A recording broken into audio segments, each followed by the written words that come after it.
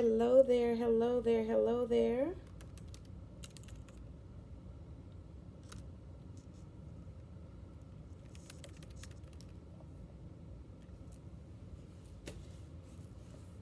All right.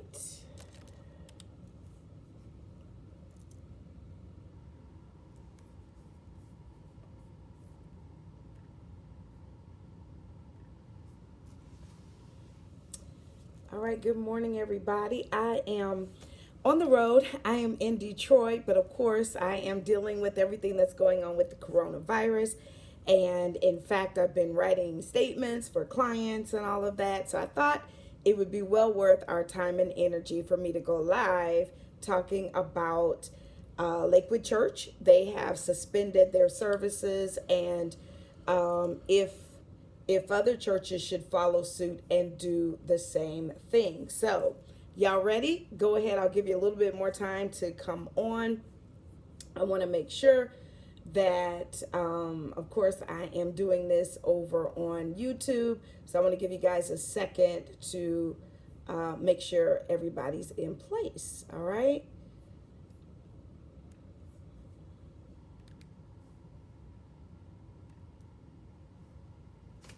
All right.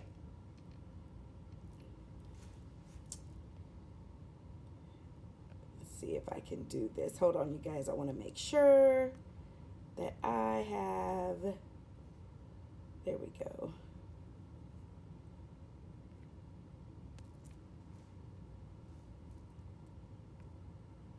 All right, good. So you got my slides, and let me see. I want to make sure I get, let's see, get this together over here. All right, doing too much. But you can see my slides, and let me just set this down. How about that?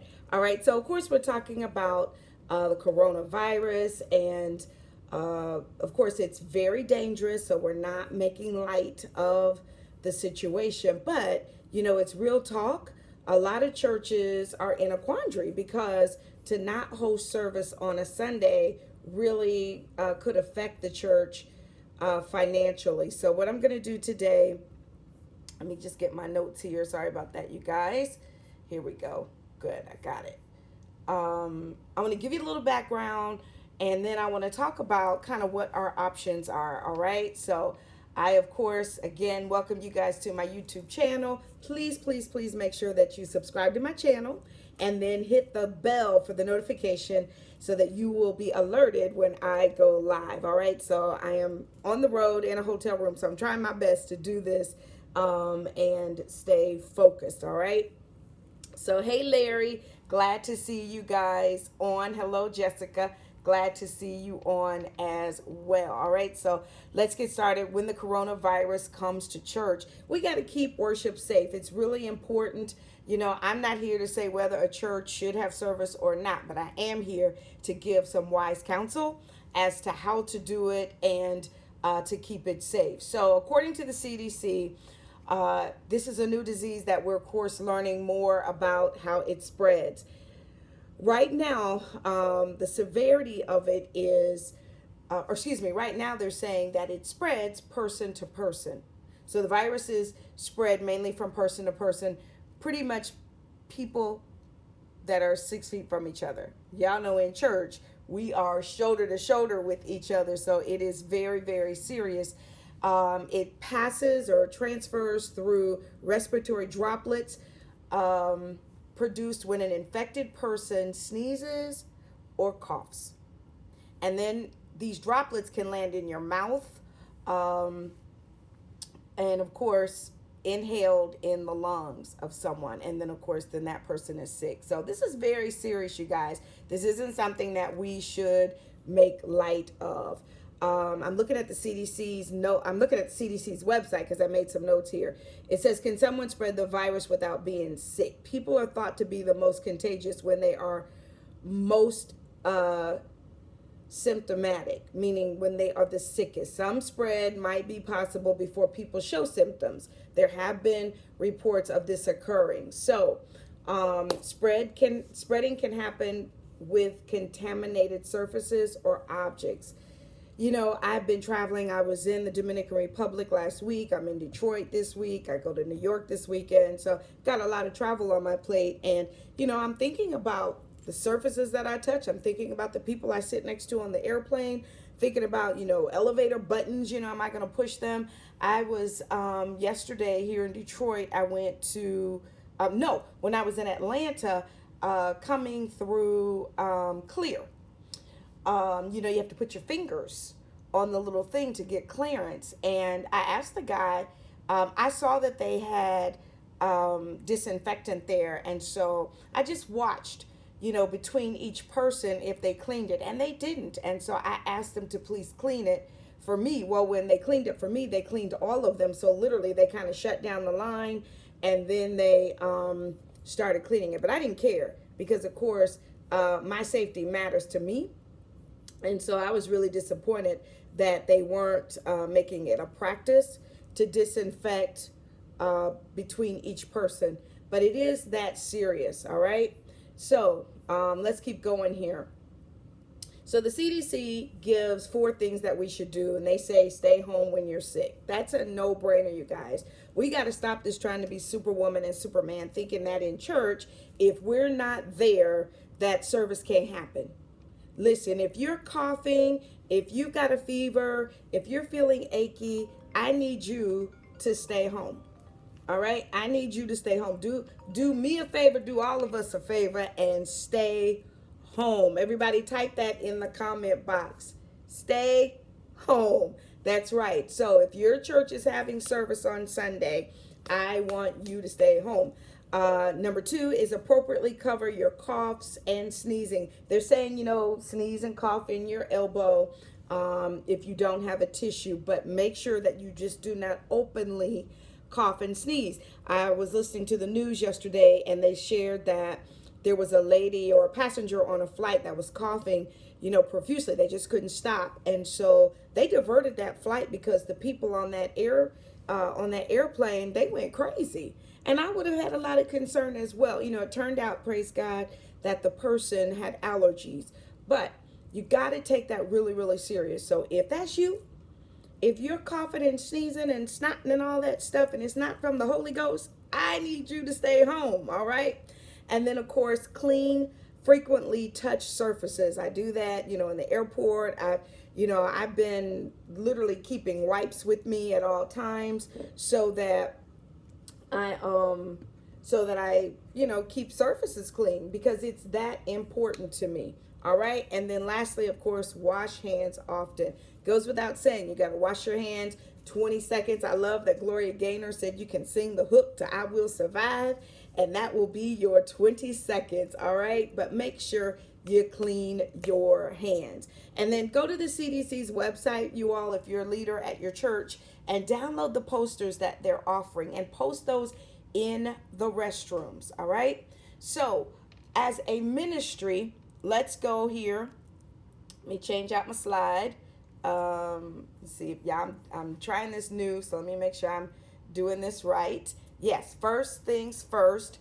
I want to talk about the steps to keep worship safe. All right, the steps to keep worship safe. It begins with talking about it.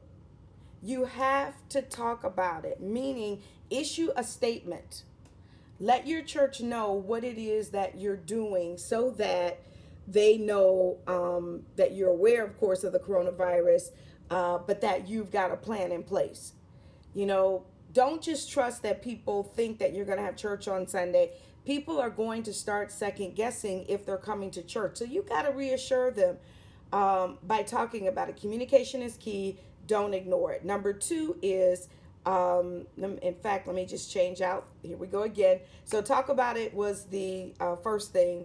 Reference the CDC. I already told you the CDC has some great slides, great posters that you could download and share with your church. So do that. Number 2 is be responsible and not reckless. I can't tell you the people that have told me that their pastors are just, joking from the pulpit about the coronavirus. My pastor, I love what he did on Sunday. He did a full out, PSA about the seriousness of the coronavirus and said, we're not going to touch your neighbor. None of that. We are going to do the elbow, touch or shoulder lean in or whatever you want to call it. But it's important that we be responsible. And yeah, we're churchy people.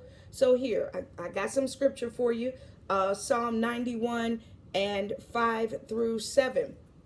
And it says, you can quote this, we will not fear the terror of night, nor the arrow that flies by day, nor the pestilence that stalks in the darkness, nor the plague that destroys at midday. 1,000 may fall at your side, 10,000 at your right hand, but it will not come near you. All right? But then I want you to share that we care, we do speak and declare that no one is going to get sick, and that if anyone does get attacked by the virus, that they are going to be made well. So I want you to use wisdom in quoting scripture, but also to back it up with wisdom. All right? So be responsible and not reckless. So you're then going to share with them my third point, which is take low risk steps to address their fear. What are low risk steps? Meaning, tell them, we're going to have hand sanitizer stations. Now listen, y'all. If you haven't purchased your hand sanitizer, you may have a little bit of an issue. So what I want you to do is get on Amazon ASAP. Yes, ASAP, so that you can order the hand sanitizer stations, not the bottles, because we don't want people to have to pick up the bottle and pump to do their hands. No, I want you to have the hand sanitizer stations. So, but low risk communication, low risk steps to address fear is hand sanitizers.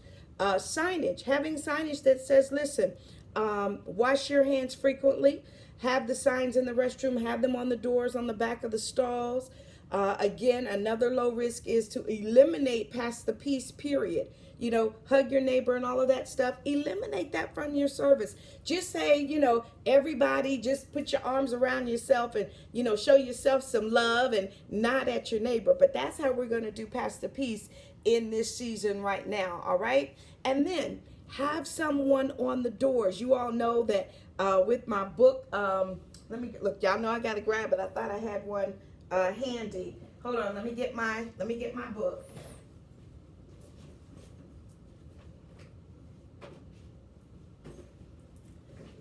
Yep, got my book. So I teach, and while you're guests, I teach that you need to have greeters open the doors for parishioners anyway. I think it's, it's nice to have people to open the door, but it's really great to have people to open the door from the outside. So I'm sorry, what I should have said is it's nice to have people open the door once somebody comes in, but it's really great to have them on the outside to open the door. So do that. Communicate that we're going to have greeters actually to open every door. You're not going to have to touch any doors to come in to the church. So shameless plug. If you do not have my book, I'll put it in the comments while your guests or somebody type that in for me. There's, let me put it on here, thewearagency.com. Wow. Okay. So that's how you can get your book. And it's also wowyourguestbook.com. All right. So that's how you can get that. So, but use some of the strategies I even teach in here so that your people will feel extra special. So again, talking about ways that we can communicate low risk things that we're doing to address fear. All right. And then, of course, reminding people how to wash their hands. All right. Let's go to number 4 is take steps now. You got to plan ahead. Don't wait until Saturday to try to figure this out. Don't wait till Saturday to go and get hand sanitizer. You got to do it now. Again, I'm on the road, but I've written statements for multiple clients that they're evaluating right now so that they can share it with their members and they can start communicating. Let me say this. It's important that when you're communicating that you remind people that this is ever evolving. So the way you got this update, this is where I need you to come back, because if we have to make a change, this is where you come to get that change. All right. So let's keep going. So talking about planning ahead. Yes. If you're going to have worship on Sunday, this is the money slide. See, I'm being a blessing to y'all today. But this is the money slide. It's really important that you address the areas that would be of concern. So again, I talked a little bit about welcome or pass the peace. You just need to eliminate the touch part of that. So figure out a creative way to still engage people and let them know that you are most appreciative that they have come to service, but you care about their health and their well-being, so you are just going to ask them to hug themselves. Number two, if you are going to do communion, you've got to think of a way to not pass it.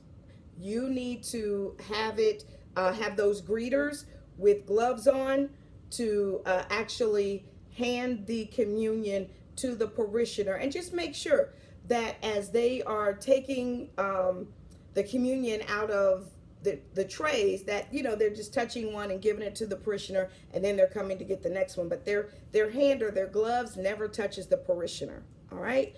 Number three is, again, greeters. Have your greeters in place. Number four, oh my God, let's talk about this. Worship and arts. The microphones is so important that everybody that's on the mic has their own mic. That's right. So you may need to limit how you do that. So if you've got, your pulpiteer person, they've got a microphone, then the person preaching has a microphone. So it's just those two mics. If you've got a third person that has to come in the pulpit, then they need a third mic. But we are not going to switch out mics. No, no, no, no, no. All right. Even instruments, if you've got trumpeter, or you've got somebody playing the sax, you just want to make sure that, no droplets or anything are, spewed out, right? That's just real talk. That's how those instruments work. Number five, let's talk about offerings.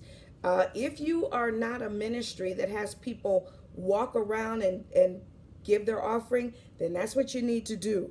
So we're no longer going to pass offering baskets. We're going to have people get up and bring their offering to the altar. Of course, we're going to stress that we want people to give online, Givelify, PushPay, whatever the options are, text to give, whatever it is, that's what we want you to do. That's our first preference. But, there's some people that don't want to use online giving. So for them, we are going to have you walk around and drop off your offering on the way out. Let me add that piece. It's strategic. Have them drop it off on their way out of service. So that way they don't have to go back to the seat. They don't have to touch the back of the pew where somebody else, may have touched. All right. So we're 1, 2, 3, 4, 5, 6. Let's talk about number 6 is baptism. If you are going to be baptizing, you got to really talk about how you disinfect the pool. Anybody that is sick, that is coughing, that has a fever, they can't be baptized. You have to do the whole little sprinkle thing, right? But you got to have a plan B. You cannot, submerge somebody in the baptismal pool in this season. All right. Next, the children's area. Now we know the children's area is an area that we need to really focus on. So we can't afford to have our children to get sick. So disinfect that area, use gloves, use masks, whatever the CDC is telling us that we should do. You really need to follow those directives as it relates to children. And then lastly, prayer and laying on of hands. Right up and through here, any deliverance that's going to happen is going to have to be through the power, right? It's not going to be because you touched me. So, again, just keeping it real so that people understand, yes, people understand that we are very serious about being mindful about the coronavirus and how it transfers. All right, let's keep going. So now, talking about the first impression teams, your parking lot people, talk with them about how they're going to change what they do on Sunday. Your greeters, your ushers, even security, receptionists and administration, the phone system, how are we going to handle that? Are we getting headsets? Let's see, building maintenance. They no longer can just, make sure the building is clean upon arrival. They've got to clean in between services. They have to disinfect the restroom multiple times, even during the service. We need somebody in the restroom with gloves on, maybe passing out paper towels. Gather your first impression teams and let them put together a strategy as to how they can change what they do to make people feel safe. Culinary and events, maybe you need to shut down your cafe. Maybe you need to shut down your coffee station. Is it worth the risk? Think about it. Your bookstore, even anywhere where it would invite people to congregate, you might want to rethink that. And then lastly, your marketing and media. How are you going to communicate? If you are, providing updates, again, what is that system? Where will you post the information? Make it so that your members know where to go to get what they need from you. Alrighty, so now, thank you guys for the love. I see you. Anybody, you again, put your questions or comments in the comment section. I'm in the comments. I promise you I will speak to your comments, but let's keep going. If you are going to stream, so maybe you're not going to host a service where you want people to come in and sit live, but you want to stream. Let me just say this. A lot of people are talking about having the pastor and the praise team, just the essential parts of the service present live, and then they're going to stream. That way, you do get more of an experience as someone that is streaming versus just seeing the pastor sitting at home in the office chair, whatever, trying to teach a Bible lesson. So think about that. So, but if you are going to stream, here are my points. Know your audience, all right? If you stream on Facebook, it is a different audience than on YouTube. People are more engaging on Facebook as well as on Instagram. So know your audience. In Atlanta, whenever the threat of snow, we basically shut down. And so I've worked with, my pastor, and that's one of the things we do. We choose the best network for him to stream, and then we monitor and manage the additional networks, and we engage on each network separately because, again, it's a different audience on each network, and so we want to make it so that they feel that they're getting a personal experience as well. Again, talked about Instagram, Facebook, even pre-recorded videos. Maybe you're not comfortable doing a live stream. You've not done it before. A lot of churches, what they do is they say they stream, meaning they turn on the camera, link it to Facebook, and just allow people to watch what happens in their service. That's not really streaming. No. Streaming is treating that online audience like an additional campus. You'd never set up an additional campus and not have a campus pastor. You'd never set up an additional campus and not have someone there to greet them. You'd never set up an additional campus and not have somebody engage with them all throughout the service.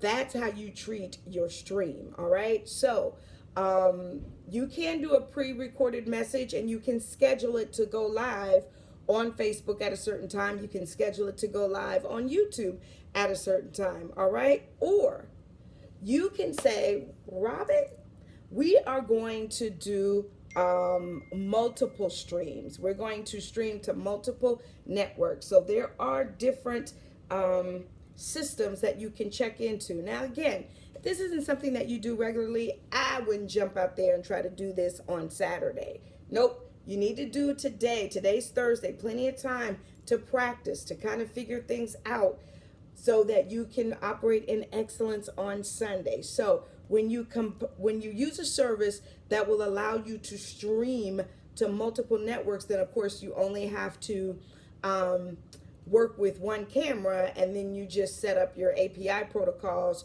for those respective networks, and it just goes there all simultaneously. All right.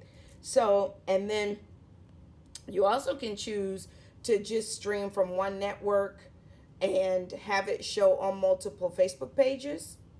That's a good one. Maybe you show it on the pastor's page, you show it on the church's page, and you show it in your Facebook group.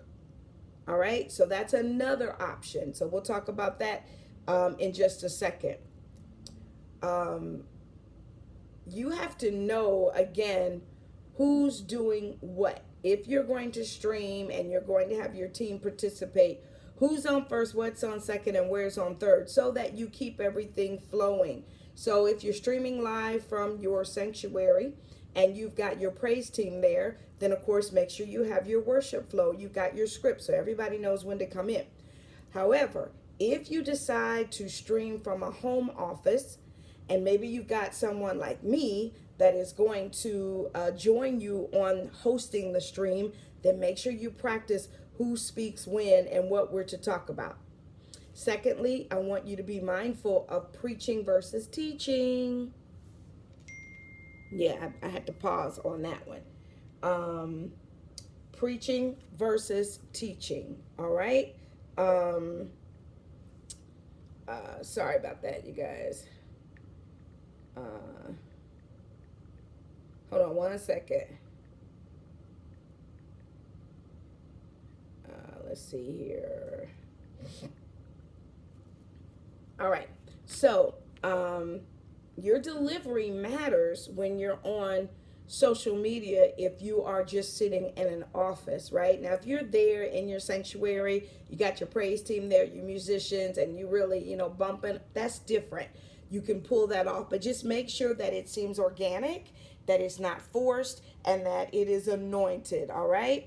And then, let's see, music, I talked about that. Prayer, again, if you're going to use someone like me that's an elder to be on the stream as well, then if my assignment is to pray, then I should just get on there and pray. And I need to know where to look.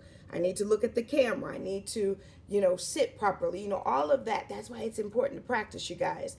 Again, the order of service, engagement strategies, use slides. You see what I'm doing? I've got a split screen where you can see me and you can see my slides if you guys are watching me over on YouTube. And that's important because you want to keep people engaged. You want them to say, well, wow, the experience is different, but it's still excellent. All right. And then online giving, make sure that you've got those links ready, and think about having an on-air host. That's really, really key. What is the job of an on-air host? Well, the on-air host is they're telling me I'm sorry, y'all, my phone, I'm working with clients, so my phone is going off. I've written multiple statements already to help my pastors as they communicate with their churches, so that's why the phone keeps going off. So sorry about that, you guys. But an on-air host is somebody that can make sure that everything flows and guides the person watching or guides the worshiper through the experience. You all know, as a church consultant, one of the teachings I do is ministry excellence, going from what's expected to creating an experience. What's expected is, the pastor's going to turn on, social media, come on live and say, hey, welcome everybody in the room and let's wait a minute or two and then we'll get started. No, that's not what's going to happen. This is a Sunday worship experience. We should give God our best, and we want to make sure that we experience high praise on that day. So what we're going to do is we are going to have, just like we do in church, we're going to have an on-air host, somebody that moderates and flows the service. So I'm excited to share. Some of you that have been hanging out with me, you know that I have a book that I actually put together, The Ultimate Guide to Facebook for Churches. And in this book, I have an on-air script. And literally, it guides your person through what to do, how to do the welcome, how to do the, pass the peace even, how to engage with the audience, how to present the message, how to do the invitation, how to do announcements, all of that. Listen, you want to be comfortable. You don't want people to really think, this may be your first time, but you don't want people to think that. All right. So I put the link, of course, already over here on YouTube. It's in the comment section under the video is the link for the book. If you want to purchase it, I will, let me put it over here as well. Oops, I'm doing too much, y'all. Sorry. There we go. But the script is in there. Let's see, on air host script. Let's see, there we go. Yep, I put it in the comments as well. Yeah, I'm doing pretty good by myself. See, but I use this system pretty often, and so I'm comfortable. You don't want somebody to have to see you banging and hitting and clicking, and you're not on point. No, you want to operate in excellence. So get that book. It is it. Oh, that's the other thing I wanted to share with you. In choosing where to stream on Facebook, I'll go back to this slide. In the middle, you see the three F's. So you could stream on Facebook to your church, your church's page, which is like the like page. You could stream to the pastor's page, as well as stream to a Facebook group. In my book, I really teach you how to use Facebook to maximize the platform. Let's be honest, with over billion people on Facebook, it's easier for you to connect and engage with your church, with your congregation on Facebook versus any other platform. Well, one of the things that you prayerfully have been doing, but if not, you can start doing it now, is to get your congregation to join a Facebook group. So though you may have your Facebook page, which is wonderful, I would challenge you to start a Facebook group. So what you then would do is allow your members to join the group. The group can be private or it can be open, but either way, your members would join that group. And so that way, as you communicate updates in the group, you don't have to worry about, well, are people getting that notification? We all know Facebook's algorithm is not our friend. So even though you post something on your church's Facebook page, it might be 2 days from now before your members even see it. But if you put it in that Facebook group, your members are going to come to that Facebook group and they will see the post. Now, the great thing about Facebook, you can stream in that Facebook group. So it is awesome, awesome, awesome. And if you're looking at, even like the software I'm using right now for this, I can stream to YouTube, I can stream to Facebook, I can stream to a private link, on my website. I know a lot of churches still stream to their, not Facebook, I'm sorry, they stream to their website. So however you want to do it, but there's software that can allow that to happen. So Facebook is key. So if you don't want to have to, learn everything from the beginning, then do Facebook, you guys. I'm telling you, it's so key. My book teaches you how to set up your Facebook groups and even Facebook events. That's one of your assignments right now, is to go and set up a Facebook event so that your members can then share that event on their respective pages, notifying your members where service is going to be on Sunday, if it's going to be in the church or if it is going to be live streamed. And then if it's live streamed, what network it is going to be on. All right. So I think that's it. Woo! I did a whole lot, didn't I, y'all? Let me see if I can get this back. There we go. All right. So thank you, guys. Thank you, thank you, thank you. I am excited that you all joined me for this teaching, literally on today, on the coronavirus comes to church, keeping worship safe. It is so important that you, let me make sure I got this right. Sorry, guys. There we go. It's so important that you understand, there we go. It's so important that you understand the seriousness of the coronavirus and what your members are thinking. And you got to reassure them so that they'll be in church on Sunday if that's what you're doing, or they'll know where to come and watch the stream. All right. So there we go. So let me see what questions you guys have. For congregations looking to go online soon, is there a particular camera you would recommend? Let me say this, you guys. Your iPad, your camera phone work just fine if your church doesn't already have cameras. Literally, you can set up a tripod with your iPad and, of course, position it to capture just the pulpit. Now, the software that I use allows you to zoom in and zoom out. I'm not going to do all that because that's not my area of expertise.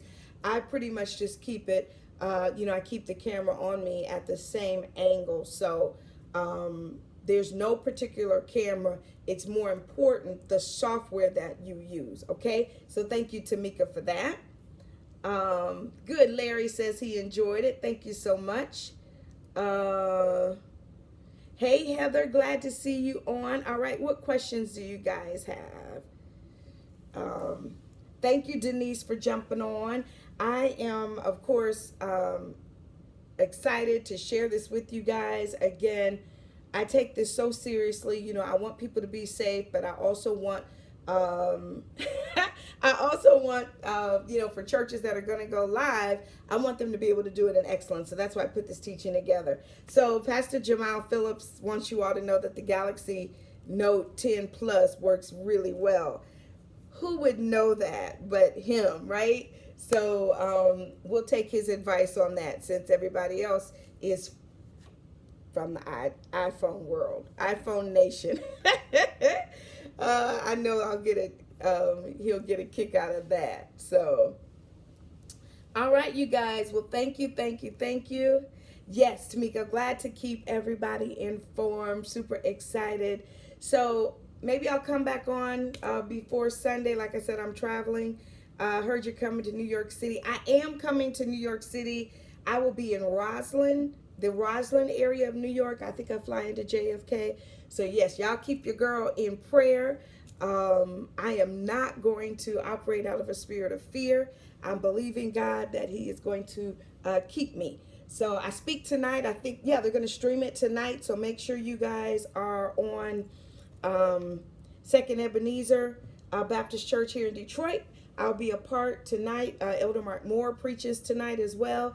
And then I speak tomorrow as well here. It is the Church Strategies Conference. So looking forward to that as well. Whew. All right, you guys. I did it. This was a little hard for me being here in this hotel room, and I didn't have my tripods and all that stuff. But did you enjoy it? Did you enjoy it? Give me a comment or two if you enjoyed it. Or give me thumbs up. Let's see here. Thumbs up. Give me a thumbs up if you enjoyed this teaching.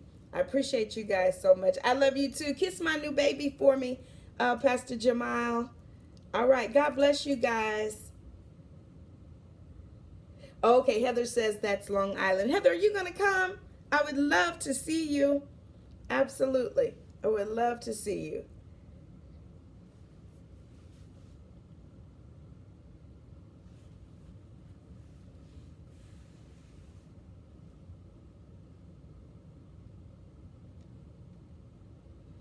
All right. Bye, guys. God bless you.